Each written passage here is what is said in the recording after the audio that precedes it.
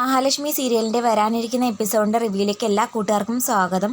അങ്ങനെ കണ്ണനും മഹാലക്ഷ്മിയും ഒരു സ്ഥലം വരെ പോയിട്ട് ഇങ്ങനെ കാറിൽ വരുന്ന സമയത്ത് ആ ഞെട്ടിക്കുന്ന കാഴ്ച കണ്ട് അവർ രണ്ടുപേരും അമ്പരക്കുന്നു. കാരണം മാർക്കോയും സാഗറും ഒരു ബൈക്കിൽ വന്ന് ഇറങ്ങുന്നു. മാത്രമല്ല രണ്ടുപേരും മുന്നേ പരിചയമുള്ള രൂപത്തിൽ സ്നേഹത്തോടെ നിന്ന് സംസാരിക്കുന്നത് കണ്ടിട്ട് കണ്ണൻ്റെ മനസ്സ് നോവുന്നു. എന്നിട്ട് മഹാലക്ഷ്മിയോട് ചോദിക്കുന്നുണ്ട്, നമ്മളിത് എന്ത് കാഴ്ചയായി കാണുന്നേ? ശരിക്കും ഈ മാർക്കോ ആരാണ്? ഈ ലോകത്തെ ഏറ്റവും വലിയ ചതിയനായിട്ടുള്ള സാഗറിനോട് സ്നേഹത്തിൽ നിന്ന് സംസാരിക്കുന്ന കണ്ടില്ലേ? അത് തന്നെ കണ്ണേട്ടാ ഞാനും ആലോചിക്കുന്നതെന്ന് മഹാലക്ഷ്മി പറയുന്നു. നമുക്കാണോ ശരിക്കും തെറ്റുപറ്റിയത്? ഇനി സാഗറിൻ്റെ തിരക്കഥയിലാണോ മാർക്കോ ഇങ്ങനെ അഭിനയിക്കുന്നത്? ഇനി സാഗർ ആയിരിക്കുമോ മാർക്കോയെ ഇങ്ങോട്ടേക്ക് പറഞ്ഞു വിട്ടത്? അവൻ്റെ ഉദ്ദേശം നടന്നില്ലല്ലോ, അതുകൊണ്ടാണോ അടുത്ത ആളെ പറഞ്ഞു വിട്ട് അവരുടെ പ്ലാൻ നടപ്പാക്കാൻ നോക്കുന്നത്? അന്നേരം കണ്ണൻ പറയുന്നുണ്ട്, അങ്ങനെയൊക്കെ അങ്ങ് സംശയിക്കാൻ വരട്ടെ. മാർക്കോ എന്തായാലും അത്തരത്തിലുള്ള ഒരു ചെറുപ്പക്കാരനല്ല. ഇവർ തമ്മിൽ എന്തെങ്കിലും പരിചയം ഉണ്ടായിരിക്കാം. അല്ലെങ്കിൽ തന്നെ നമ്മൾ ഈ സംശയം മനസ്സിൽ വെച്ചുകൊണ്ട് നടന്നിട്ട് ഒരു കാര്യമില്ല. മാർക്കോയെ തന്നെ നേരിട്ട് കണ്ട് ചോദിക്കാം. അത് കേട്ട് മഹാലക്ഷ്മി പറയുന്നുണ്ട്, ആ ചതിയനായ സാഗറിൻ്റെ മുമ്പിൽ പോയി നിൽക്കാൻ എനിക്ക് വയ്യ. അന്നേരം കണ്ണനും പറയുന്നുണ്ട്, അത് ശരിയാ, എനിക്കാണെങ്കിൽ ആ സാഗറിനെ തല്ലാനായിട്ട് കൈ തരിക്കുകയും ചെയ്യുന്നുണ്ട്. നമുക്കെന്തായാലും മാർക്കോയെ മറ്റൊരിടത്ത് വെച്ച് കാണാം, അതാ നല്ലത്. അന്നേരം മഹാലക്ഷ്മി ചോദിക്കുന്നുണ്ട്, എങ്ങനെ കാണും? പിന്നെ കർക്കിടക മാസത്തിൽ ചികിത്സയ്ക്കായിട്ട് തോമസ് വൈദ്യരുടെ ഹോസ്പിറ്റലിൽ പോകുമെന്ന് തോമസ് വൈദ്യർ പറഞ്ഞു കേട്ടിട്ടുണ്ട്. അതുകൊണ്ട് തന്നെ നമുക്ക് തോമസ് വൈദ്യരെ വിളിച്ച് കാര്യം പറഞ്ഞേക്കാം. അങ്ങനെ തോമസ് വൈദ്യരെ വിളിച്ച് അവർ പറയുന്നുണ്ട്, ഞങ്ങൾക്ക് അത്യാവശ്യമായിട്ട് മാർക്കോയെ ഒന്ന് കാണണം, ആളെ ഇങ്ങോട്ടേക്കൊന്ന് പറഞ്ഞു വിടണേന്ന് കണ്ണൻ പറയുന്ന സമയത്ത് തോമസ് വൈദ്യർ പറയുന്നുണ്ട്, കുറച്ച് ദിവസമായി ആൾ ഇങ്ങോട്ടേക്ക് വന്നിട്ട് ഇവിടെ വരുവാണെങ്കിൽ തീർച്ചയായിട്ടും നിങ്ങളെ കാണാൻ വേണ്ടിയിട്ട് വരാൻ പറയാം. അങ്ങനെ നമ്മുടെ മാർക്കോ കണ്ണൻ്റെയും മഹാലക്ഷ്മിയുടെയും മുമ്പിൽ വന്ന് പെടുന്നുണ്ട്. അങ്ങനെ കണ്ണൻ പറയുന്നുണ്ട്, ഒന്നും മനസ്സിൽ വെച്ചിട്ട് പുറമേ സംസാരിക്കുന്ന ശീലം എനിക്കില്ല, അതുകൊണ്ട് നേരിട്ട് പറയുക. എനിക്കും മഹാലക്ഷ്മിക്കും നിന്നോട് ചില കാര്യങ്ങൾ ചോദിക്കാനുണ്ട്, അതിനുള്ള ഉത്തരം സത്യസന്ധമായി പറയുക. അന്നേരം മാർക്കോ പറയുന്നുണ്ട്, എന്തോ സീരിയസ് ആയിട്ടുള്ള കാര്യമാണ് പറയാനുള്ളതെന്ന് തോന്നുന്നല്ലോ. അതെ, ഞങ്ങളെ സംബന്ധിച്ച് അത് വളരെ സീരിയസ് ആയിട്ടുള്ളൊരു കാര്യമാണ്. മുമ്പ് ഞാൻ തന്നോട് പറഞ്ഞിട്ടില്ലേ, മേഘനാഥൻ ഒരുത്തനെ കളത്തിലിറക്കിയിരുന്നു. എൻ്റെയും ലക്ഷ്മിയുടെയും ദാമ്പത്യ ജീവിതം തകർക്കാൻ വേണ്ടിയിട്ട് ഇവളെ പ്രേമിച്ച് വശത്താക്കുക, അതായിരുന്നു അവന് കൊടുത്ത ജോലി. മേഘൻ, അവൻ്റെ പേര് സാഗർ എന്നാ. അവനും മാർക്കോയും ഒരു ദിവസം ഒരുമിച്ച് നിന്ന് സംസാരിക്കുന്നത് ഞങ്ങൾ കണ്ടു. ഇതൊക്കെ ഓരോരുത്തരുടെ വ്യക്തിപരമായ കാര്യമാണ്, ആരോട് വേണമെങ്കിലും സംസാരിക്കാം, അതിലൊന്നും ഞങ്ങൾ ഇടപെടുന്നില്ല. പക്ഷെ സാഗറിനെക്കുറിച്ച് ചില കാര്യങ്ങൾ എനിക്ക് പറയാനുണ്ട്.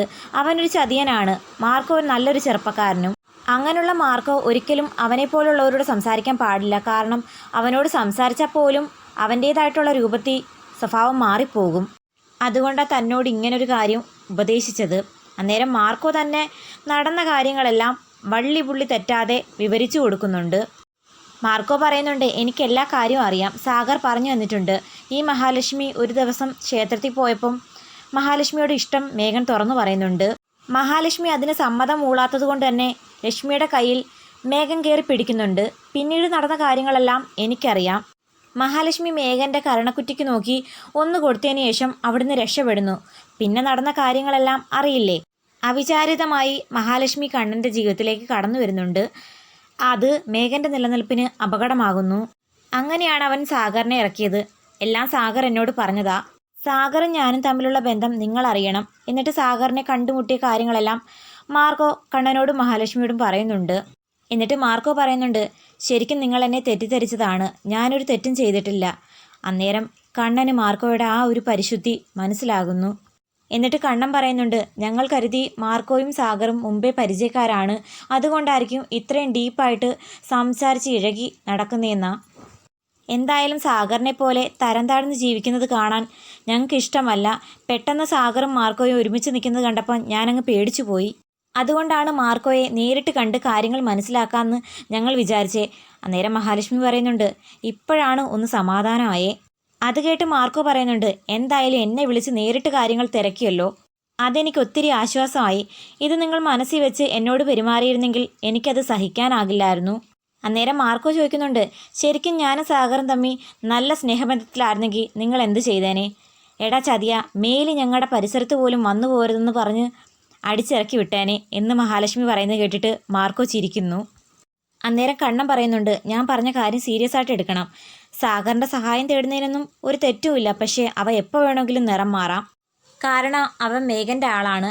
ഏത് ഭാഗത്താണ് കൂടുതൽ കാശ് കിട്ടുന്നതെന്ന് വെച്ചാൽ അങ്ങോട്ടേക്ക് ചായുന്നവനാണ്.